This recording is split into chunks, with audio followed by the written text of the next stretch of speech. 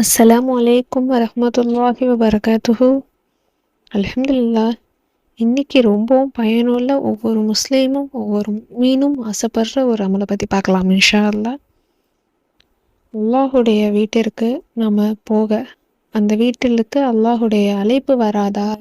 இந்த அழைப்பு அல்லாஹ் எல்லாருக்கும் தர மாதிரி நமக்கும் தரமாட்டானா அப்படின்னு ஆசைப்படுற ஒரு விஷயம். உம்ரா ஹஜ் செய்யும் பாக்கியம். காபாவை நாம ஒரு முறையாச்சும் அந்த ஸ்தலத்தை பார்க்க மாட்டோமா அப்படின்னு ஆசைப்பட்டுட்டு இருக்கிற ஒரு விஷயம். வருடத்திற்கு பல முறை போகிறதுக்கு பாக்கியம் தருவான் இன்ஷா அல்லாஹ். இந்த 2 ஆயத்துக்களும் மந்திரம் நிறைந்த ஆயத்துக்கள். இந்த 2 ஆயத்துக்களையும் ஒவ்வொரு தொழுகைக்கு பின்னாடியும் ஃபர்லான தொழுகை மட்டும் இல்லை, ஃபர்லான தொழுகை, சுன்னத்தான தொழுகை, நஃபீலான தொழுகை, எல்லா தொழுகைக்கு பின்னாடியும் வாஜிபு, எல்லா தொழுகைக்கு பின்னாடியும் நீங்கள் ஒரு முறை ஓதினாலே போதும். இந்த 2 ஆயத்துக்களையும் ஒரு முறை ஓதி அல்லாஹ்விடம் முறையிடுங்க. அந்த புனித ஸ்தலமான காபாவை உம்ரா ஹஜ் செய்யும் பாக்கியத்தை எங்களுக்கு கொடுடா அல்லா, வருடந்தோறும் எங்களுக்கு கொடுடா அல்லா அப்படின்னு ஆசைப்படுங்க. இது பலன் கண்ட ஒரு விஷயம். மீண்டும் மீண்டும் அந்த ஹஜ் செய்கிற பாக்கியத்தை, உம்ரா செய்கிற பாக்கியத்தை அல்லாஹ் தாலா ஏற்படுத்தி தருவான் இன்ஷா அல்லா. ஒரு முறையாச்சும் போக மாட்டோமா அப்படின்னு ஏங்குற பல பேர் இருக்காங்க. மறுபடி போகணும். ஒருத்தர் போயிட்டு வந்துட்டாலே அங்கே போயிட்டு வந்த எல்லோரும் அதிக பேர் சொல்கிற வார்த்தை என்னென்னா, போயிட்டு வந்ததும் திருப்பி போகணுங்கிற ஆசை தான் வருது, திருப்பியும் காசு சேர்த்து வச்சு போகணும், அதுக்காக நம்ம காசு சேர்க்க, நம்ம லைஃபுக்காக எத்தனையோ விஷயத்துக்காக நம்ம காசு சேர்த்து வைக்கிறோம். வீடு கட்டணும், செய்யணும், நகை பண்ணணும் அப்படின்னு எவ்வளவோ விஷயத்துக்காக நம்ம காசு சேர்க்குறோம். அதேமாரி உம்ராக்காக ஹஜ் செய்கிறதுக்காக நம்ம சீக்கிரமே அதை பண்ணணும், சீக்கிரமே திரும்பி அந்த போகிறதுக்கான வழி அல்லாஹ் நமக்கு வழி வகுத்து தரணும், அதுக்கு போகிறதுக்கான செலவை நம்ம கையில் கொடுக்கணும், அந்த செலவுக்கான பாக்கியத்துக்கு அந்த காசை நமக்கு எல்லாம் கொடுக்கணும் அப்படின்னு எத்தனையோ பேர் ஆசைப்பட்டுட்டு இருக்காங்க. போயிட்டு வர எல்லாரையுமே சரி, உம்ரா செஞ்சுட்டு வந்தவங்களை நம்ம பார்க்க போனாலே, அவங்கள பார்த்தா அந்த எக்ஸ்பீரியன்ஸை பற்றி கேட்டாலே திருப்பியும் போகணுங்கிற ஆசை தான் வருது, அந்த இடமே தான் கல்ல நிற்கிது அப்படின்னு தான் நிறைய பேர் சொல்லி நான் பார்த்துருக்கேன்.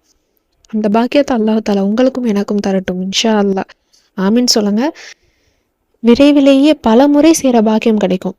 ஒரு முறை இல்லை, பல முறை செய்கிற பாக்கியம் கிடைக்கும். ஒரு முறையாச்சும் போக மாட்டோமா அப்படிங்கிற ஒரு விஷயமும் இருக்குது. அதுக்கான வீடியோவும் நான் அப்லோட் பண்ணியிருக்கேன். அதையும் உங்களுக்கு நான் இதில் பின் பண்ணுறேன்.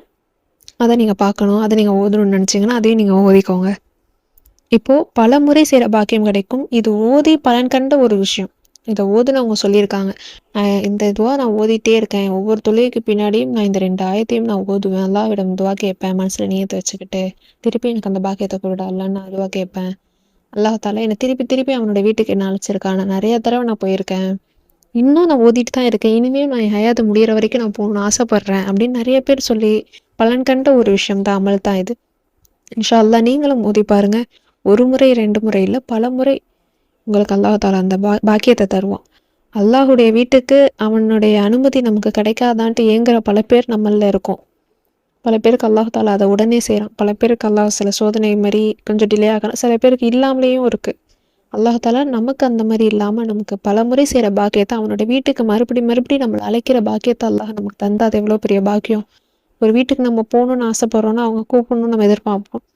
நமக்கு இந்த இடத்துல போகிறதுக்கான சுச்சுவேஷன் அல்லாஹ் ஏற்படுத்தி தந்தாலே அவன் அழைக்கிறான்னு தான் அர்த்தம்.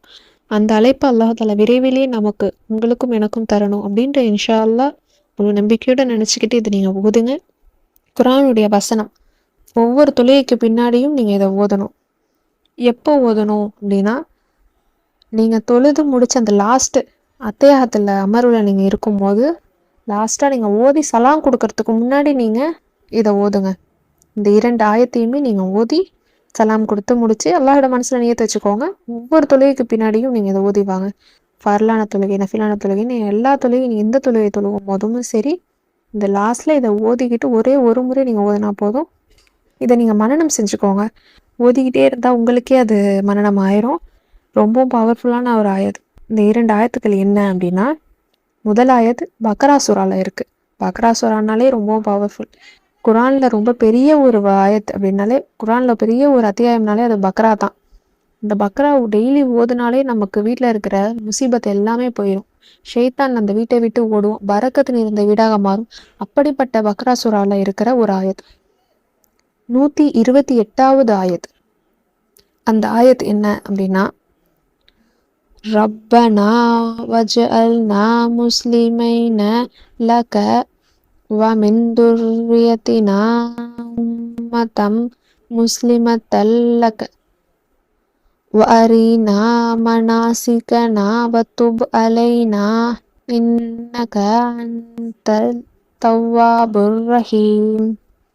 ரப்பனா வஜஅல்னா முஸ்லிமைன லக வமின் துர்ரியத்தினா உம்மதம் முஸ்லிமத்தன் லக வஅரினா மனாசிகனா வதுப் அலைனா இன்னக அன்தத் தவ்வாபுர் ரஹீம். இதனுடைய அர்த்தம் என்ன அப்படின்னா, எங்கள் இறைவனே, எங்கள் இருவரையும் உன்னை முற்றிலும் வழிபடும் முஸ்லிம்களாக்குவாயாக. எங்கள் சந்ததியினரிடமிருந்து உன்னை முற்றிலும் வழிபடும் ஒரு கூட்டத்தினரை, முஸ்லிம் சமுதாயத்தை ஆக்கி வைப்பாயாக. நாங்கள் உன்னை வழிபடும் வழிகளையும் அறிவித்தருள்வாயாக. எங்களை கருணையுடன் நோக்கி எங்கள் பிழைகளை மன்னிப்பாயாக. நிச்சயமாக நீயே மிக்க மன்னிப்போனும் அளவிலா அன்புடையவனுமாக இருக்கின்றாய். இதனுடைய அர்த்தத்திலே அல்லாஹுடைய தன்மைகள் நமக்கு வெளியாகுது. நம்ம அனைவரையும் அல்லாஹ் தாலா நம்மளுடைய கடைசி கியாமத் நாள் வரைக்கும் நம்மளுடைய சந்ததிகளை மூமினாக நல்ல முஸ்லீமாக அல்லாஹ் தாலா ஆக்கி தரட்டும். நம்மளுடைய பாவங்களை மன்னிச்சு நம்மளுடைய துவாக்கள், நம்மளுடைய தேவைகளை அல்லாஹ் நிறைவேற்றி தருவான் இன்ஷா அல்லாஹ். நம்மளை மன்னிப்பவனாக அல்லாஹ் இருக்கான். அவனை தாண்டி வேற யாராலையும் மன்னிப்பவனாகவும் இருக்க முடியாது, அன்பு செலுத்தக்கூடியவனாகவும் இருக்க முடியாது அவனை தாண்டி. அப்படி நம்ம அல்லாஹ்விட முறையிட்டு நம்ம கேட்குறோம். ரொம்பவும் பவர்ஃபுல்லான ஆயத். இந்த ஆயத்தையும் நீங்கள் ஒரு முறை ஓதிட்டு, அடுத்த ஆயத் என்னன்னா சூரா தௌபா. சூரா தௌபால இடம்பெற்றிருக்கு இந்த ஆயத்து. சூரா தௌபானால என்ன? அல்லாஹ்விட மன்னிப்பு கேட்கறது தான். அல்லாஹ்விட நம்ம பாவ மன்னிப்பு, நம்ம செஞ்ச பாவத்துக்காக வருந்தி கேட்கறது தான். அந்த சூரா தௌபால 59வது ஆயத்தா இருக்கு.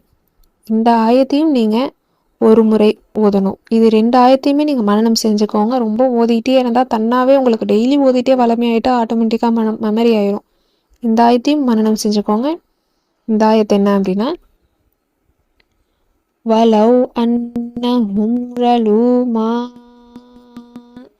ஆதாஹுமுல்லாஹு வரசூலுஹு வகாலு ஹஸ்புனல்லாஹு சயுதீனல்லாஹு மின் ஃபல்லிஹி வரசூலுஹு இன்னா இலல்லாஹி ராஜிஊன்.